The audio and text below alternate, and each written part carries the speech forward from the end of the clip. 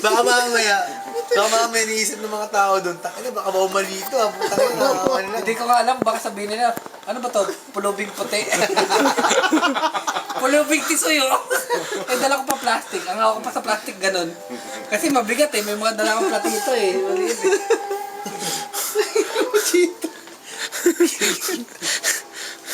Nahati.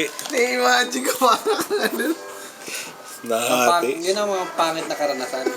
Maalat ka talaga. Yung mga hindi mo inaasahan na mangyayari na andun na pala, hindi mo pa alam. Ginagago Pero ka pag na, alis- tinatawanan ka na lahat-lahat. Bago ka umalis ito, buo pa yung short. Ah, oo. Kompleto pa short eh. Pagdating ko lang doon sa taxi, akala ko may tumunog lang. Lumanon lang. Yung pala, hindi pala yun. Yung pala, hello Philippines. Kumbaga, pwet ko lang, lumalabas eh. Kung may tayo lang ako, sumusulpot na ganun, kumakaway-kaway pa yun. Eh di feeling mo, para ka nakatibak nun, kaya nakabahag. Oo eh. Kaya pala malamig, Brad. Kaya niyo, meron ka pa ba lang, naka-brief ka na tibak, no? Yung mamalit pa lalaki. Hindi nga, ito nga brief ko eh. Ganun brief mo, no? Tara, ito kaya brief ko. Ito brief ko. Para ka tibak eh, di ba?